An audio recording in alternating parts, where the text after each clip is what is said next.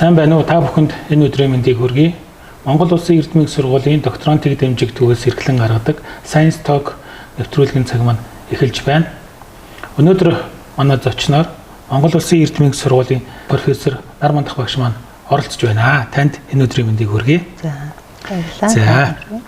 Тэгэхээр бид хоёрын ярилцах сэдэв өнөөдөр нийгмийн анхаарлын төвд нэлээд хүчтэй яригдж байгаа үндсэн хуулийн өөрчлөлтийн талаарх сэдэв байгаа. Тэгэхээр та энэ үндсэн хуульд тусгасан иргэний нийгэм, за ардчлал гэсэн энэ үзэл санаа ойлголтын талаар тайлбарлаж харилцсан ярилцъя гэж бодож байна. За баярлалаа. Сайн байцгаана уу?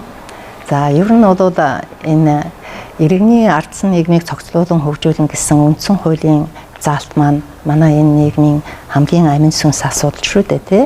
Тэгэхээр энэ амин сүнс асуудал маань яг үндсэн хуулиндаа бүтцүүд нь суугаад хүмүүсийн маань амьдралд нөлөөлж байна уу гэдэг асуудал өнөөдөр манай Монгол улсын хамгийн тулгамдсан асуудал гэж бодож байна тий. Үндсэн хуульд ямар нэгэн өөрчлөлтийг шаардлагатай бол энэ асуудлаа гэж тий. Жишээлбэл бид нар ард түмний төлөө ард түмнэр удирдуулсан ард түмний засаглалгээл хамгийн сонгодог тодорхойлт гэдэг гадаад дотоодын судлаач зөвшөөрчлөө. За энэ бол мэдээж хэрэг иргэн биднэрт их чухал юм байна. Өөрсдөө байгуулдаг, өөрсдөө оролцдог тий. Иргэний нийгэм гэхээр зэрэг иргэнээ дээдлсэн, иргэн өөрсдөө оролцсон, иргэн өөрсдөө энэ нийгмийг бүтээсэн ийм нийгэм байна гэл ингээд тий сонгодог ойлголтуудын цогцлоод аваад үзэх юм бол юм байна л да. Тэгэхээр зэрэг бид нар шинжил өөрчлөлтийг үеийн үед хийгээл боловсронгуй болж байна. За цаашд хийх гол чиглэл бол ард түмний оролцоо хяналтыг үндсэн хуулиндаа суулгаж өгөх ёстой гэж ингэж үзэж байгаа. Тэгэхээр иргэний нийгэм байгуулах иргэний нийгмийн үндсэн зарчмууд байдаг. Жишээлбэл ард түмний оролцоо хяналт гэдэг маань өөрийн гэсэн зүй тогтолтой. Өөрөөр хэлбэл шинжлэх ухааны үндэстэй. Тэр үндсийн зүйлийг би 2-3 асуудлаар хөндөж хэлье гэж бодож байна. Нэгдүгээрт нутгийн өөрийн удирдлага гэдэг энэ зарчим бол ардчлалын сууль зарчим байдаг. Энэ бол ганцхан төвшөнд иргэдтэйгээ хамгийн ойрхон тэр төвшөнд байж иргэд өөрсдийнхээ чадах зүйлийг өөрсдөө хийж хариуцлагадаа хүлээдэг ийм зарчим байдаг. Гэтэл бид нар шинэ үндсэн хууль гарч явах үед бол дэвшилттэй зүйлийг бас хэлэх ёстой л доо. Яагаад тэгэхээр төрөөсөө хурлан чихтэй, төрөөсөө засган чихтэй байлаа штэ. Тэгтэл төрийн өсөө ихтэй тэр хурлыг иргэдээс ихтэй болгож өгснөөрөө бол маш том давуу тал ардчлалын үндэс зүйлсийн хязгааг эхлэлийг тавьсан.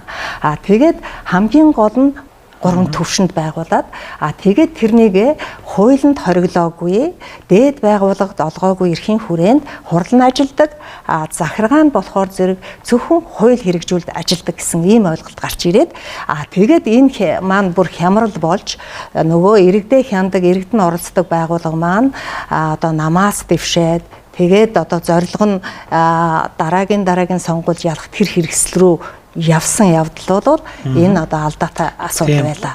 Та өнөөдөр үндсэн хуулийн өөрчлөлт хийх нь зайлшгүй тийм асуудал мөн үү гэдэг дээр яагаад гэвэл үндсэн хуулийн зөрчил гэж маш их ярьдаг. Жишээлбэл та дөнгөж сая бид хоёрын ярилцаад байгаа тэр нутгийн өөрөө удирдах ёс нөгөө талаас төр захиргааны байгууллагын үйл ажиллагаа. Энэ хоёрын харилцан хамаарал хэр зохимжтой байна. Үүн дээр бол маш олон судлаач нар янз бүрийн барил илэрхийлдэг. Та бол энэ талаар маш олон судалгаа хийж 30 жил гаруй ажиллаж байгаа хүн шүү дээ. Тэгэхээр үүн дээр тодруулж яриач.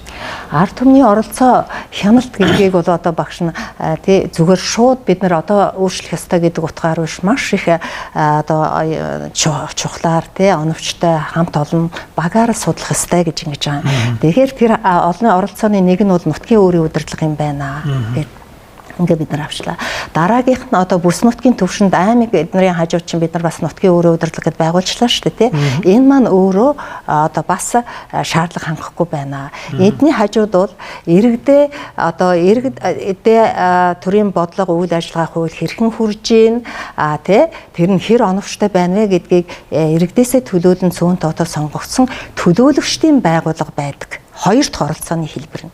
3 дахь оролцооны хэлбэрийг юу гэж тэмдэглэх гээд байна гэхээр 2 танхимтай парламентын асуудал. ялангуяа төлөөлөгчдийн танхимын асуудлыг хөндөх гээд байна. Өөрөөр хэлбэл манай нийгмийн өнөөгийн тулгамдсан асуудлын хамгийн гол амин чухал асуудал нь бол иргэний оролцоо хяналтын бүтцийг үндсэн хуулиндаа жинхэнэ утгаар нь суулгаж өгөхгүй бол өнөөдрийн одоо янз бүрийн хил зүйлэг оролцож ийн эдэр гэсэн энэ маань үр дүнгээ өгөхгүй байгаа нь харагдчихлаа шүү дээ, тийм ээ. Тэрийг л тэгэхээр хөгжихгүй байгаагийн гол шалтгаан нь эрх мэдлийн тэнцвэр балансаа алдчихад байна гэсэн ийм одоо санаа яалтчгүй гарч ирээд байгаа. Учир нь жишээ нийслэл гэж бодоход нийслэлийн засаг дарга бол төр захиргааны байгууллагын төрийн бодлогыг бол одоо хэрэгжүүлэх ёстой үүрэг функц гэж одоо бүр заасан байдаг. Өөрчлөө түүнийг иргэдийн хурлаасаа сонгон гаргаж ирдэг.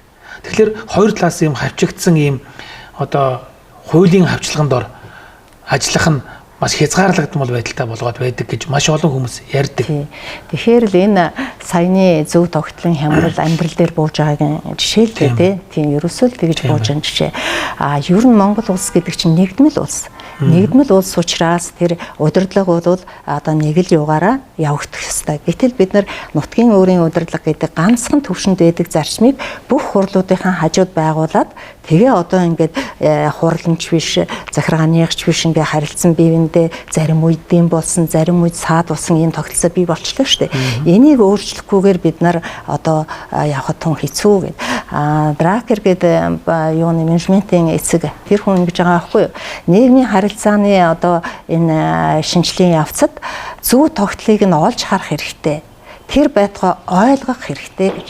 Тэгэхээр бид нар энэ шин сонгосон нийгмийнхаа энэ зөв тогтол, энэ гол юмнуудыг одоо олж харж гин үү, ойлгож гин үү гэдэг дээр бид нар онцгой их анхаармаар санагдаад байгаа юм л да. Тэгэхээр одоо жухам яаж одоо энэ одоо үндсэн хуулийнхаа тэр өөрчлөлтөнд энэхүү одоо бидний тулгамдаад байгаа зайлшгүй амин чухал асуудлуудыг хөндөх вэ гэдэг асуудал байгаа. Тэгэхээр энэ талд иргэний одоо бид одоо ямар ард хүн байна, тийм л төр засаг байна гэж нэг тийм парадокс үг байдаг шүү дээ. Тэгэхээр иргэдийг одоо явж иргэдийг буруутгах хандлага руугаа ордог. Та нар энэ хүнийг сонгосон учраас одоо төр засгийн байгуулагч юм байна гэд. Тэгэхээр иргэний боловсрол иргэдийн одоо тэр чадварыг сайжруулах тал дээр тэгээ би энэ дээр нэг тавчхан нэг юу тавьчих тий. Эрдэмтэд ардчил иргэний нийгэмд иргэн хүн ямар байх ёстой вэ гэдгийг маш олон үзүүлэлтээр гаргаж илдээ. Тэрэн дотроос би тэр ихний 5 үзүүлэлтийн хантыг гэж бодож байна. За энэ нийгэмд жишээлбэл одоо энэ үзгийг бид нар яг одоо ингээ харж байна да бодтой зүйл учраас иргэн хүн бол нийгэмдэр болж байгаа үзэгдэл үйл явцыг яг ингэж хардаг байх тухай асуудал хамгийн чухал болж байгаа. Иргэн бид нар. Хоёрт бол хариуцлага гэж хэлсэн байгаа. Иргэн бид хариуцлагатай өөрсдөө хариуцлагатай байж тэр хариуцлагатай нийгмийг цогцлооно гэхээс өөрсдөө одоо байдалтай байх юм бол ойлгомжтой. Гуравт нь шудраг гэсэн байгаа. За ойлгомжтой те шудраг байж нийгэм маань шудраг болно. Дөрөвт нь болохоор өөрийгөө хөгжүүлэх шаардлагатай гэж байгаа. Тэгэхээр хөгжүүлж ингээл нэг ихтэй сургууль гэдэг хасаа илүүтэй одоо хөгжлийн тухай өөрийнхөө хөгжүүлэх асуудал дээр Сухомлянский хэлсэн байдаг л да. Нас биенд хүрсэн хүн өөрийнхөө сурсан зүйлийн ганцхан хувийг танхимаас авдаг. Тэгэхээр яг бусдыг нийгмийн амьдралаас авдаг. Хамгийн сүүлдхийг би нэг дурчмаар санагдаад байна. Ийм танхимд одоо бид нар амьдралын маш нарийн асуудлыг ингээ яриа сууж ийн гэж бодъё. Тэгтлээ гүн ухаантан Пепрс хэлсэн байгаа. Нэг нөхөр ерөөсө дуурдаггүй ямар ч. Тэгэхээр хэрвээ та ухаантай хүн бод дугуй сууж байгаа чинь тэнэг хэрэг. Хэрвээ та тэнэг хүн бод дугуй сууж байгаа чинь ухаантай хэрэг. Тэр эндээс бодоод үзэхээр бидний зорж орсон энэ нийгэм маань тийм ээ дугуй сууж болдоггүй. Юм мэдж байгаа бол гадарлаж байгаа бол юм мэдэхгүй байгаа бол буруу дуурж болдоггүй. Ийм нийгмийг бид нар сонгосон. Тийм учраас иргэд бид нарт нэг талаасаа бид нар өөрсдөө хичээх хэрэгтэй. Нөгөө талаасаа иргэдийгээ энэ нийгмийн зөв тогтол тэр хандлагад суралцахын тулд бодлого сургалтын бодлого үйл ажиллагаа маш одоо анхны өдрөөс эхлээл явагдах хэрэгтэй байж тэл гэж харагдаж байна. Зөв өмнөх шиг үндсэн хууль гэж дарга нарын ярьдаг зүйл надад ерөөсөө хамаагүй гэж хандах юм бол бас бидний ирээдүйн амьдралд хар толб болж үлдэх бас сөрөг талууд бас байх хандлагатай. Ер нь бол энэ мэдлэг мэдээллийг олон ургач үүднээс өгмөр байгаа байхгүй юу? Одоо бол ерөөсөө боловсруулсан суусан гэдэг юм уу хэдэн хүн л өөрсдийнхээ одоо тэр мэдлэг тань мэдгүй хэмжээнд хийсэн зүйлээ очиод танилцуулаад тийм ингэж явчих чинь. Тэгэхээр эн чинь шинжлэх ухаан гэдэг чинь өөрөө маш олон талтай. Тэр шинжлэх ухааныг нэг хүн ингээд судалсан байлаа гэхэд тэр нь зохистой манад сайн гэж хэлхийн арга байхгүй. Тийм учраас тэр багаараа судлын мэтгэлцээ шинжлэх ухааны ийм мэтгэлцээнийг зөвхөн нэг та бид хоёр суугаа ч юм уу нэвтрүүлгээр биш. Тэгээд шинжлэх ухаан гэхрээ штэ энэ практик ажилтай маш их холч хараатай улс байдаг штэ. Тэр хүмүүсээ бас сонсомоор байгаа байхгүй. Ерөө бид манай Монголын хувьд бол бид нар бие биений огт сонсохгүй байна гэж би хатуухан хэлнэ тий. Тэгэхээр одоо ингээд яригдж байгаа өөрчлөлтийг хараад сонсоод ингээд дүгнээд үзэхлээр ерөнхийдөө эрх мэдлийн одоо хуваарлтыг л дахин өөрчлөх ийм нэг зорилго агуулгадж байна гэж миний хувьд бол харж байгаа. Яагаад гэвэл одоо эрх мэдэл төвлөрөөд байна. Эрх мэдлийг сарниулъя, эрх мэдлийг тэнцвэржүүлэе гэсэн ийм үг маш их явж байгаа. Үүнтэй холбоотойгоор одоо улсын их хурлын төлөөлөгчийг одоо улсын их хурлын гишүүнийг хэрхэн сонгох вэ? Ард түмний төлөөлөгч. Угтаа бол ер нь хүмүүс их маш их ярьдаг. Одоо захаасаа гараад гудамжнаас асуугаад хүмүүхэн хэлж байгаа. Улсын их хурлын гишүүн болох сонгуулийн үед бол хинч гэсэн би ард түмний төлөөлөгч гэж ярьдаг. Ард түмний төлөөлөгч хэмээн ярьж орсон хүн маань энэ саарл байшинд ороод ирэхснийхаа дараа би тэр намын гишүүн гэж ярьж эхэлдэг. Тэгэхээр энэ маань угтаа ард түмний төлөөлөд байна уу? Улс төрийн намыг төлөөлөд байна уу? Энэ хоёрын хооронд бас зааг ялгаа гарч ирээд байна. Аль алийг буруутгахгүй. Мэдээж улс төрийн намын бодлого шийдвэрээр тухайн улс орон хөгжинө гэдэг нь орчин үеийн одоо энэ зууны хөгжилд бол тодорхой болчихсон зүйл. Нөгөө талаас ард түмэн эрх төрийн улсаа удирдана гэдэг маань бидний ардчилсан үндсэн хуулийн гол зарчим. Энэ хоёр хоёулаа хэрэгтэй. Хин нэгний зөв, хин нэгний буруу гэж би хэлэмгүй байна. Тэгэхээр энэний тэнцвэрт балансыг хэрхэн яаж барих вэ? Бид бол мажоритар буюу одоо олонхын авсан хүнийг их хурлын гишүүн болгоно гэж нэг хэсэг үзсэн. Болохгүй болохоор нь хувь тэнцвүүлэх, хувь тооцох байдлаар гаргахад хоёулыг нь авч үзсэн. Гэсэн ч бид зөв шийдлийг бол олж харж чадахгүй байгаа шүү дээ. Тэгэхээр яг одоо энэ өөрчлөлтийн энэ цаг мөчтөр энэний нэг зөв тэнцвэрийг олцоосоо гэж одоо миний хувьд бол хүсэж байна. Та үүн дээр одоо яриагаа чиглүүлээ.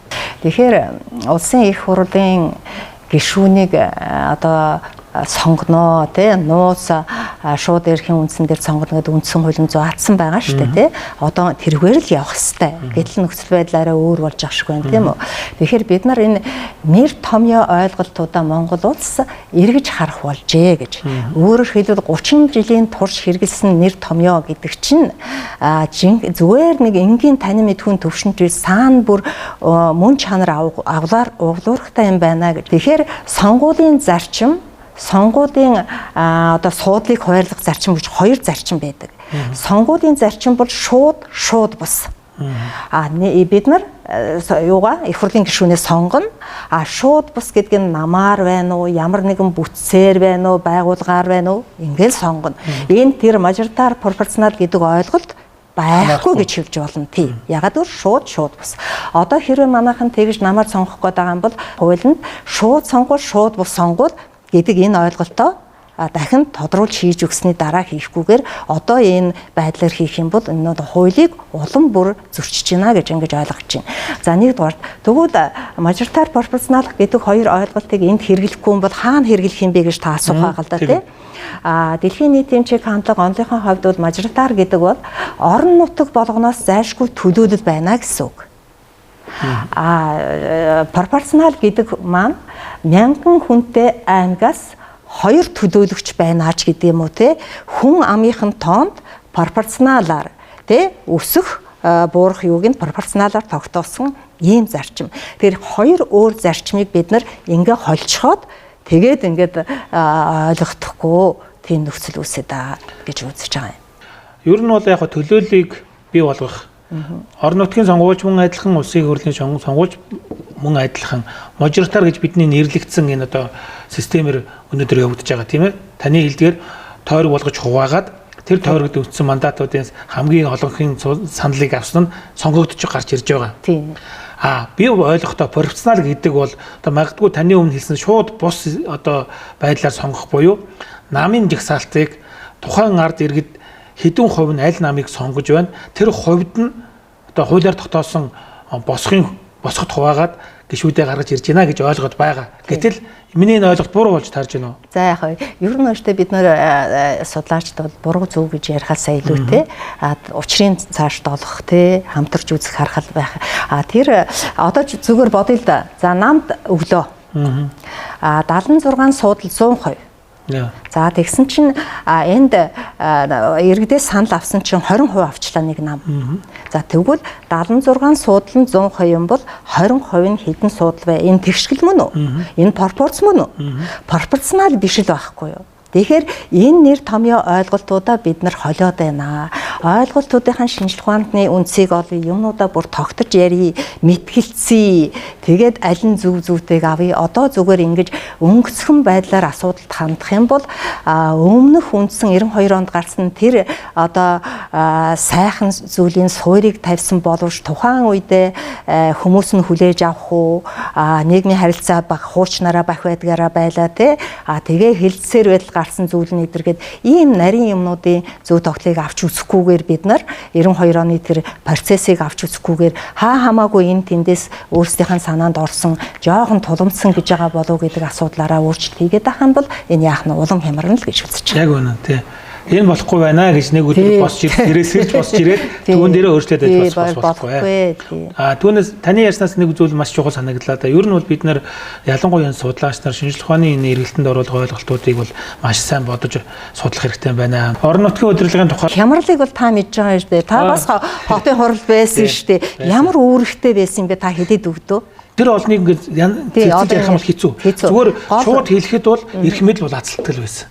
Яг үнэндээ засаг даргыг томилж байгаа. Засаг дарга бол яг үнэндээ бол үндсэн хуулиар заагдсан төрийн чиг үүргийг хэрэгжүүлэгч. Хуулиар хэрэгжүүлэгч. Тэр хүнийг төр хариуцлага тооцно гэхэл иргэдийн хурал тооцох ёсгүй юм шиг харагддаг. Одоо ч гэтэл айлгадаг, сүрдүүлдэг, ажлыг хийхгүй гацаадаг, өөрсдийнх нь лоббиг хэрэгжүүлдэг ийм хэрэгсэл болчиход байна. Тэгээ ийм нэг үйл явдал дээд доод бүх шатны одоо энэ төлөөллийн байгууллагуудад бий болчиход байна.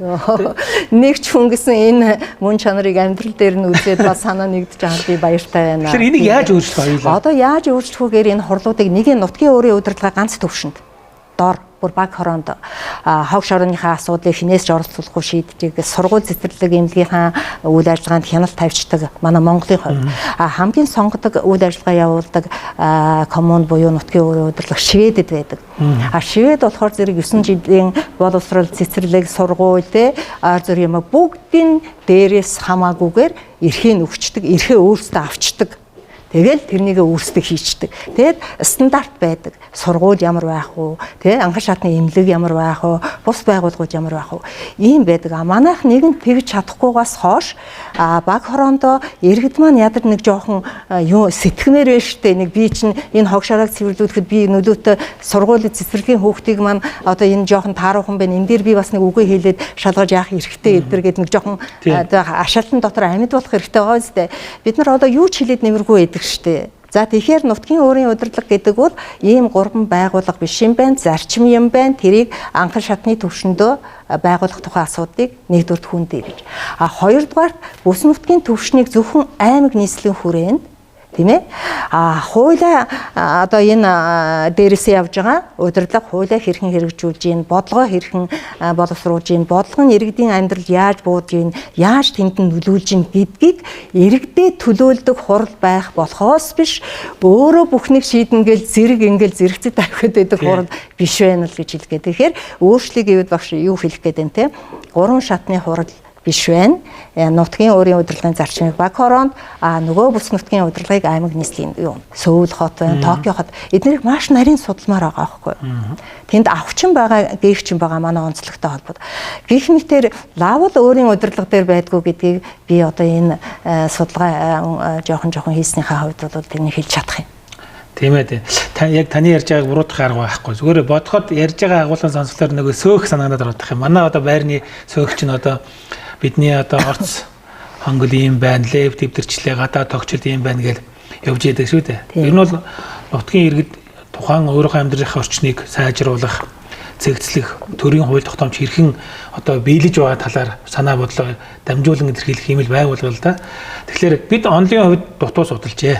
Өнөөдөр бол нутгийн иргэдийн хурал гэдэг бол эрх мэдэлтэй хүн болох.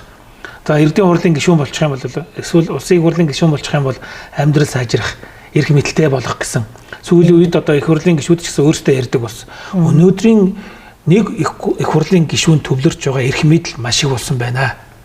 Ард түмний амьдралд нийцтэй гарах шийдвэрнээс илүү одоо амин хувийн ашиг хонжоог олсон шийдвэр нь илүү гараад байна гэсэн ийм шүүмжлэлийг бүр өөрсдөө тавьж байгаа. За тэгвэл гарцыг ярих хоёул. За гарцыг ярих. Гарцыг ярих. Тэгэхээр яг энэ цэг дээр бол одоо миний санал шүү дээ тий судалгааны үндэсний. Хоёр танкны асуудал Монгол улсад тун одоо чухал болжээ гэж тийм ээ. Нэг танк нь төлөөлөөд иргэдэд төлөөлдөг. Нөгөө танк нь улс төрийн намын бодлогоо явуулдаг. Тийм ээ. За ингээд ийм хоёр танкны тухай асуудыг зэрэгсгэн ингээд судлаад үзэхээр энэ төлөөлөгчдийн танкмаар ороогүй агаар төсвийн асуудал шийдэгддэггүй. Хүний нөөцийн асуудал шийдэгддэггүй. Одоо тухайлбал гэхэл одоо цэцгийн асуудал байна шүү дээ тий. Техник цэц одоо ингээл өнөөдөр ямар шийдвэр гаргачих вэ? Өмнөхийгээ ингээ хүчингөө болгоод ингээл тий. Тэгэхээр зэрэг эн чинь төлөөлөгчт нь сонгодог. Энэ нөгөө одоо манад гараад мөнгө төгрөг одоо янз бүрийн хэлбэрээр зохицуулагдаад байгаа. Тэр улсууд чинь энэ хязгаар тавиад өгөхөр яах вэ? Энэ их хурл руу чинь тэгж орох гээд байх юм байна уугүй юу гэж тий.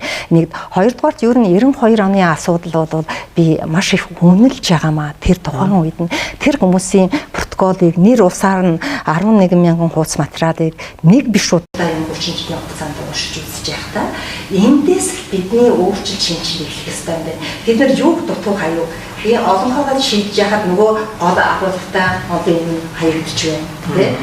Тэгэж бас нэг чинь бидний судалгаа шинжилгээний ажил бас төлөвлөлт байсан шүү дээ. Тэгээд тэд нар бүрт энэ хавь тандамтай баталгааны асуудлыг нэг хэмжээнд хөндлөжсэн. Тэнд одоо ингэж байгаа байхгүй юу? Манай хүн ам 7 сая болсон нөхцөл дэлхийн одоо тэр орнуудын доор жишгт нь манай төлөөлөгчдийн яга 7 сая болсон нөхцөл. Гэтэл манайхан чи юу гэж байгаа вэ? Хуучин их цөөхөн байсан сая гархан иргэн сонгодог байсан бол одоо 2 сая нэг зүг болцсон. Тийм учраас хүнээ нэмэх гэж байгаа. Тэгээ энэ дэр нэг тодруулаад би мартчихсан. Тэгэхээр та бол эхний зарчим бол ерөнхийдөө улс төрийн намын төлөөлөл мөн ард иргэдийн төлөөлөл гэсэн ийм хоёр одоо танхим байх ёстой гэдэг нэг зарчим билж байна. Байхаас өөр аргагүй нөхцөл бүрдчихлээ. За нэгдэх нь за ойлгосон нэг зүйлд нь дахиж асуув. За хоёрдугаарт нь одоо 76 гишүүнийг 155 болгоно гэж ярьж байна. Тоо ихсгэлэхээр өнөөдрийн их хурлын гишүүдийн одоо яг үннийг хэлэхэд хулгай хийдэг гишүүдээс хулгай хийдэггүй гишүүд олгох болгоё гэж ингэж тийм зарчмаар явж ийн л да маш их сонин сонсогдоод байгаа байхгүй. Тоо ихсэх тус ихсгэлээр одоо тэгхэн байхгүй болно гэж одоо төрийн мөнгийг шамшигдуулах нь баг болно гэж энэ логик юу нь яаж ойлгогдож байна? Мэдгүй багш наадахчнуудад ойлгохгүй нэг хайхтар сонсоочгүй ачаалбал өгөөчгүй дээ. Тийм юу нь энгийн төвшөнд бүгдээр л юу нь тэгж хандарч явах шиг байна. Юу нь Монгол тулгамдаа байгаа арчил иргэний нийгэм гэдэг мөн чанараас аваад үзэх юм бол иргэдийн оролцоо хяналтын бүтцүүдийг үндсэн хуулиндаа жинхэнэ утгаар нь суулгах хэрэгтэй. Тэр нь ингээд эхлээ нутгийн өөрийн удирдлага дараа нь бүс нутгийн удирдлага тэгээд парламент гэсэн ингээд гараад ирээд байна л гэж ойлгоод байгаа байхгүй. Тулгамдсан асуудал гэвэл та тоо нэмэхтэр бол актер санал хэлж чадахгүй юу? Санал хэлж чадахгүй яхаа бид айгүй нэгэнт хүмүүст ойлгомжтой байгаа юм биш шүү. Энд чи одоо 76 хүн багтааг үстэй тэр протокол дээр багш ингэж байгаа байхгүй юу? Нөгөө 92 оны протокол дээр 75 болох тухайн асуудал нэлээд хүчтэй яригдчих байгаа. Тэгэхээр зэрэг манайхан хэлж байгаа. Үгүй эн чинь 76 50 хүн хууль шийдэхэд олондоо байна гэдээ ард түмэн хүлээн зөвшөөрөхгүй байхад чинь 76 болохоор чинь бүр зөвшөөрөхгүй шүү дээ гэдэг байгаа байхгүй юу. Тэгэхээр энэ хүмүүс чинь хууль боловсруулах ёстой хүмүүс бидтэй. Нэг бол би өөрөө нэг санаачилчаад за чи надад дэмжин шүү. За тэгээд дараа нь би чамайг дэмжин шүүгээл нөгөө хуулиа хүнсэн чимгүй мөн чанарыг ойлгосон чимгүй ингэж явж болохгүй л дээ. Тэгээд тоо нэмнэ гэдэг чинь зүгээр өнөөдрийн энгийн төвшөнд нөхцөл байдлыг харахаар зэрэг би нэг ач холбогдолтой зүйл биш байх таа л гэж зүгээр харж байгаа. За 76-аараа бай. Тэгвэл энэ дотроо Хоёр танхим. Яаж хоёр танхимынхаа харьцааг тэнцвэржүүлж болох вэ? Ер нь дэлхийн нийтийн ардчлалын уламжлалтай улс орнуудыг хараад байхад манайхыг хуваавал жишээлбэл төлөөлөгчдийн танхимынхаа тал хувьд нь улс төрийн гэх юм уу танхимд байна. Одоо өөрөөр хэлбэл төлөөлөгчдийн танхим 51 хүнтэй байлаа гэж бодоход улс төрийн бодлого энэ танхим нь бол 25 хүнтэй байх жишээ нь. 51-25 гэсэн харьцаа тий. Тий, төлөөлөгчдийнх нь тий. Тэгээ манайхан нэг бол нэг орон тооны бус баахан улс аяарч тавих гэдэг шүү дээ. Хоёр танхим дээр тэн дээр бол би бодож байгаа хүмүүс танхимдаа суугаад гишүүнээрээ ажиллаад цалин хүсээ аваад юугаач уншихгүй юугаач хийхгүй байхад тэр хаа хоол малчин тэр хаа хоол барилга дээр хийж байгаа өөр газрын инженер дарга тэр хүмүүс тэр талын мэдлэгийг аваад тэгж хилэлцэж илүү оновчтой болгож чадах уугүй юу? Тийм учраас ерөөсөө байнгын суудаг. Хоёр танхим хоёулаа байнгын ажиллагаа. Хоёулаа байнгын ажиллагаатай. Гэвтэл өнөөгийнхээс нэмэхгүйгээд. За тэгвэл эн чинь бол сонгуулийн тогтолцооны хувьд эргэж харах хэрэгтэй болж байна тийм ээ. Тэгэхээр харах суураар нь авч ирсэн байна. Тий, суураар нь. Магадгүй 51 хүнийг бид нар ард иргэдийн одоо төлөөлөл болгоод гэдэг нь мажоритар байж магадгүй. Тойрог болгоод төлөөлөл гэдэг чинь бүснут манай аймгаас тэр явна. Тэрийг гаргаж ирнэ. Тийм. 25 нь болохоор улс төрийн намууд листэнд нэрэлжүүлээ шууд тусаар сонгох. Нэг нь 51-гээ бодны шуудаар 25-ыг бол улс төрийн намаас шууд бусаар сонгож болох зөв юм аа гэж бас таа. Тий. Нэгэнт ингээ гарцсан нөхцөлдөө хоёр ижилхэн их хурлын гишүүн гарчаад нэг нь их хурлаа сонгоцсон, нэг нь ард иргэдээсээ гарсан гэдэг энэ тэнцэл нэг жоохон ийм ойлгомжгүй байдал үүсээд ирсэн шүү дээ тэр үед. Тэгэхээр тэр байдлыг арилгахын тулд намаараа. За тэгвэл энэ хин аль нь алийг хянах вэ? Эрх мэдлийн тэнцвэр нь яаж? Энд чинь юу шүү дээ.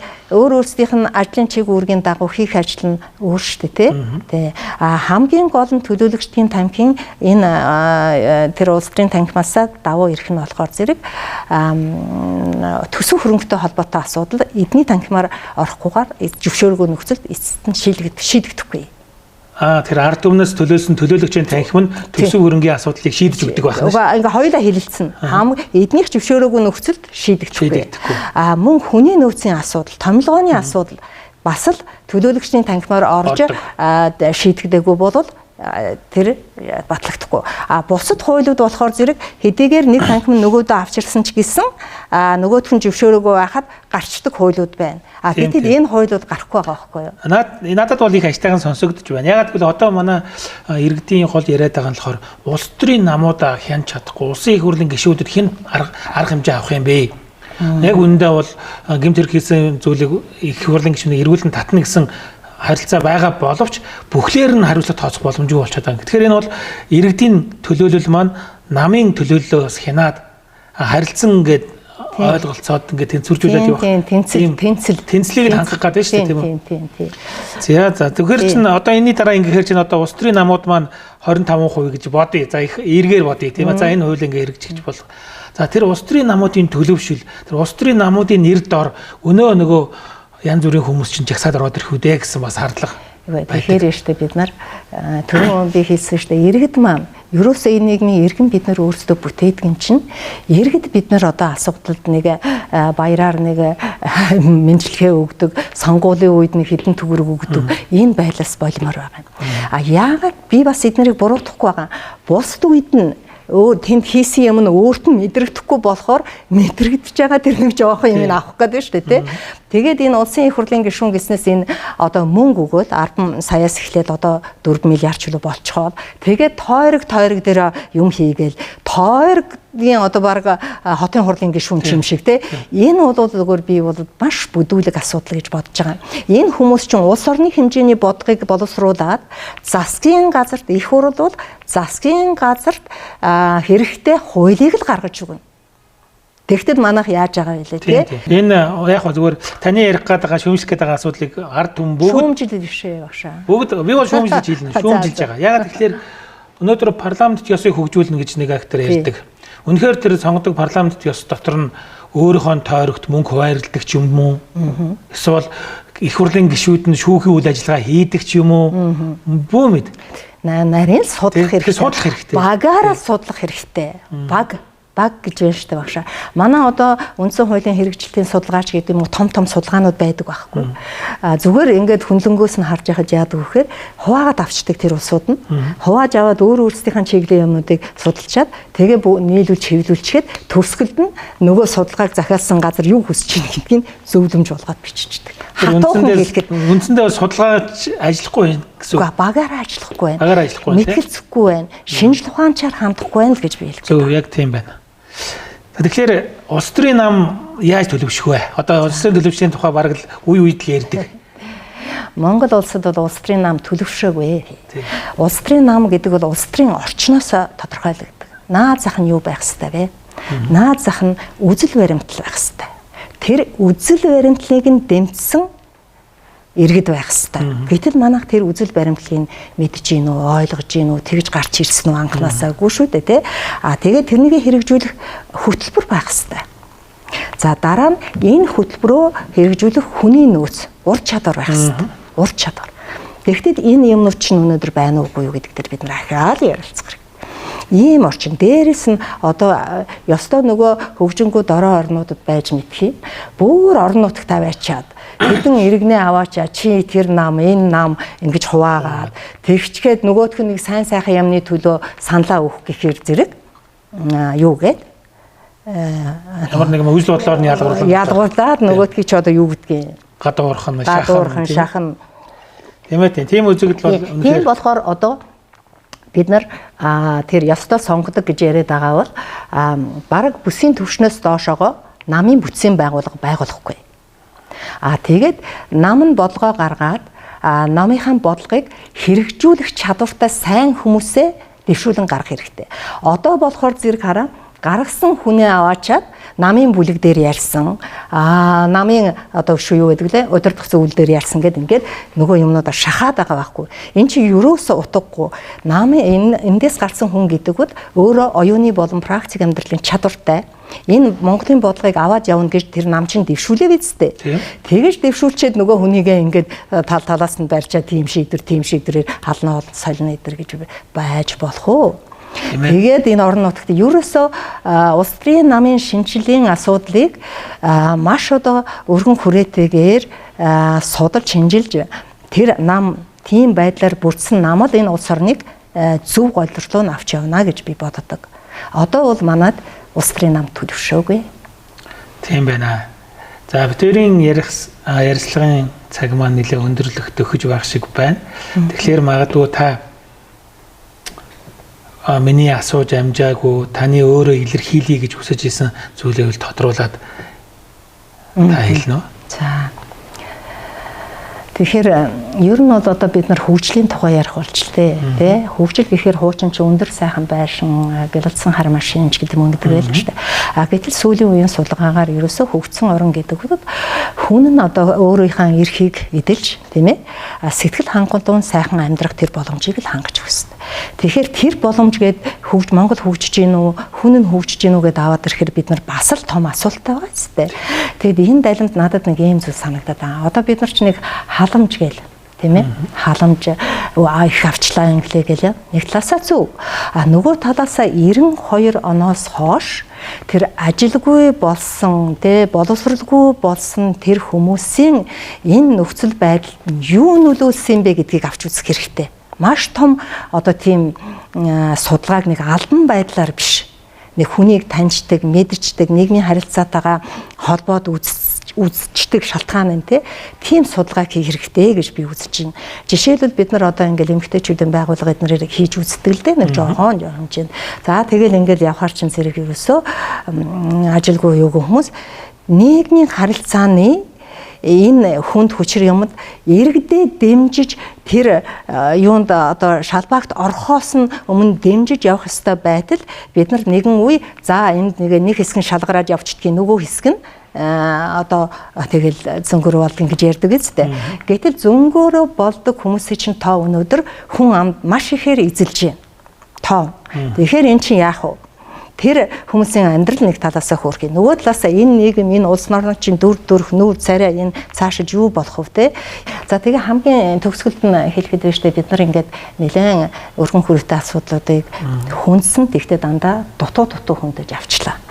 Ер нь судалгаа шинжилгээ ухаан гэдэг бол өөрөө бүр нийгэмнээс уялдаатай холбоотой юм байдаг. Манай одоо энэ залуучууд тийм ээ одоо манай судлаачид хамтаараа сууж, хамтаараа уншиж, нэгнийхээ ямиг одоо харж, мэтгэлцэж, авахын авч гээхийн гэж энэ улс орныхоо бодлого үйл ажиллагааны суур болохгүй бол яг өнөөдрийн байдлаар хэн нэг нь бие мэднэ, ингэдэг тэгдэг гэдгээр бол явж болохгүй маа гэдэг. Докторантууд манай залуу судлаач нар бид хоёрын ярианаас нэг зүйлийг маш сайн ойлгож авсан байхаа гэж бодож байна. Ер нь бол шинжлэх ухааны судалгааг ултаа суурьтай, цаг хугацаатай нэлээд одоо шургуу хийх шаардлага бидэнд байна. Ялангуяа төр захиргааны болоод хууль эрх зүйн орчны оюутнууд маань залуу судлаач нар маань үндсэн хуулийн шинжилгээний талаарх энэ одоо ойлголтыг улам нэгтлэн тэр нэр томьёоноос нь ахуулаад онлын үзэл баримтлалыг нь илүү сайн судалж байж бид ард иргэдийнхэн одоо боловсролыг нэмэгдүүлэх нэгэнт одоо боловсрсон ард иргэд маань бидний нөгөө хүсэж зориод байгаа иргэний ардчилсан энэ шудраг нийгмийг байгуулахад өөрийн хувь нэмрээ оруулнаа гэдгийг бол маш сайн ойлгосон гэж би итгэж байна. Тэгээ өнөөдөр маш сонирхолтой яриа бас анхааруулжтай зүйлийг бидэнд ирж ярьж өгсөн багштай бол тун их талархаж байна. Тэгээ Монгол улс маань өөдрөн мандах болтугай гэж өрөөгөөд энэ нэвтрүүлгээ өндөрлөё. За танд баярлалаа.